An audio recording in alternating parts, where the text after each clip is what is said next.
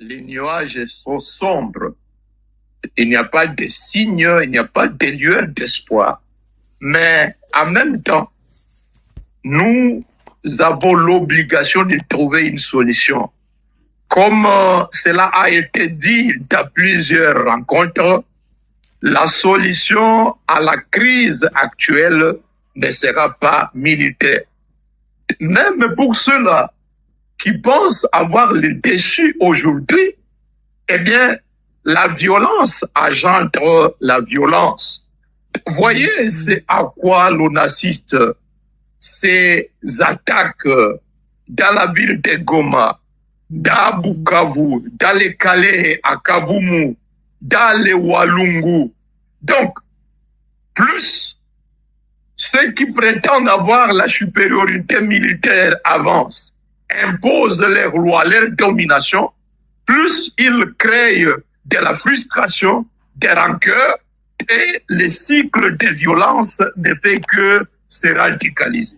Donc, bien qu'aujourd'hui, les différentes initiatives sont dans l'impasse, dans la confusion, nous devons tous avoir le courage d'admettre que il n'y aura pas de solution militaire. Parce que c'est le belligérant d'aujourd'hui, ils n'ont pas le monopole de la force. Des groupes qui sont non violents aujourd'hui, opprimés, réduits au silence, peuvent être tentés par le démon de la violence demain. Et ce sera un cycle infernal.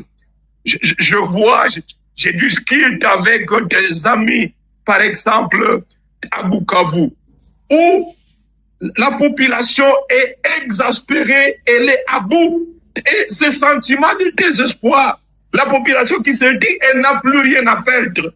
Ce sentiment-là peut conduire à des comportements imprévus, inattendus par ceux-là qui pensent avoir la supériorité des armes technologiques sophistiquées. Donc, l'espoir n'est pas encore présent par les initiatives à court, mais nous devons tout faire pour bousculer de part et d'autre. Alors, si tu permets, je voulais quand même placer un mot au sujet de Qatar. Il est vrai que, comme Ayoub Bangira l'a dit, c'était une surprise. Mais moi, je me pose la question de savoir à qui a profité jusqu'ici l'initiative de Qatar. La rencontre du 18 mars, rencontre surprise. Elle a profité, a-t-elle profité davantage au Rwanda ou à la RDC? Je trouve que du côté du Rwanda, premièrement, depuis cette rencontre, Félix Tshisekedi et Kagame, le Rwanda a obtenu que la pression lancée depuis la prise des sanctions de l'Union européenne, la pression a baissé. Le Rwanda a réussi à dégonfler le ballon de la pression. Deuxième avantage, par cette initiative, cette rencontre surprise de Qatar, le Rwanda a réussi à énerver Lorenzo et Lorenzo a jeté l'éponge. Aujourd'hui, on nous met Faure Gnassingbé comme remplaçant de Lorenzo, mais objectivement parlant, quel est le poids politique, le poids géostratégique du Togo pour peser dans l'avenir des négociations par rapport à l'Angola, qui est un allié stratégique qui nous a aidés dans la guerre en 98-2003. Luanda, qui est un poids lourd. Lorenzo, qui est président de l'Union africaine. Luanda, qui est notre voisin, qui a aussi des soucis sécuritaires et qui peut être préoccupé d'éviter que la situation ne dégénère. Mais Kagame a réussi à les mettre de côté par cette rencontre de Doha au Qatar.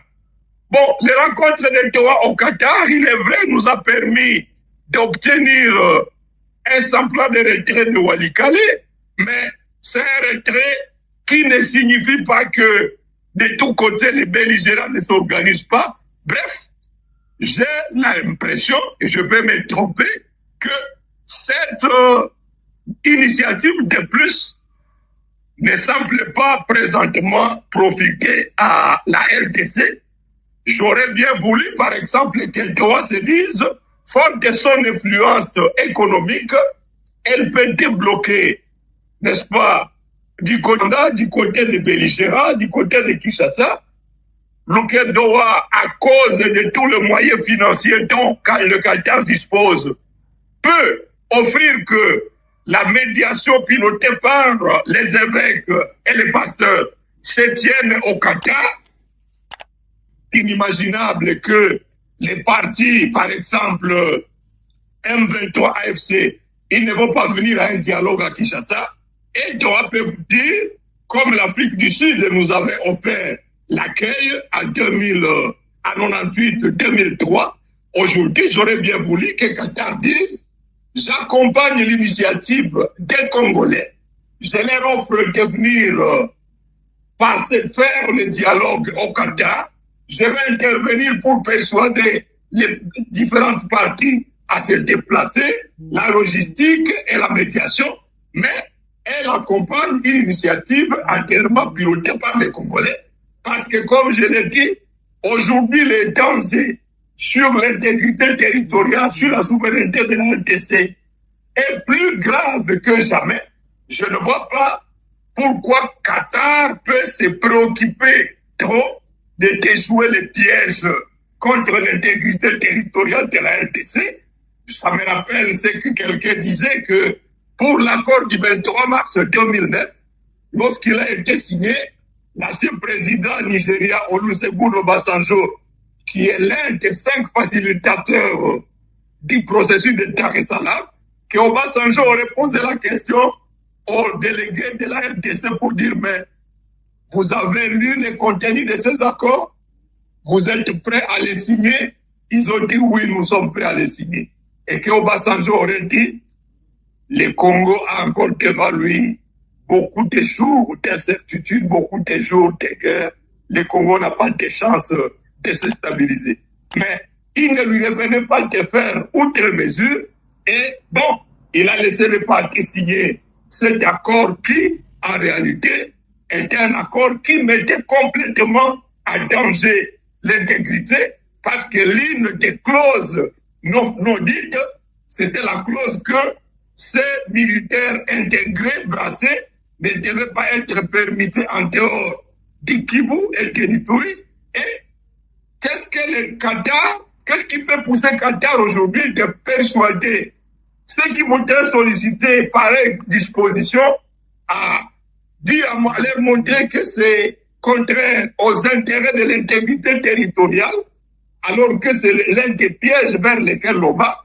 Bref, j'estime que nous devons encourager, saluer l'implication de Qatar, mais comme Congolais, parce que c'est nous les victimes, c'est nous les concernés, nous pouvons dire à chaque médiateur, tu as la bonne volonté de nous aider, nous pensons que tu peux nous aider à ceci, à cela, et quitte à ce que nous définissions les marges du travail qui devrait être assuré par les Congolais eux-mêmes.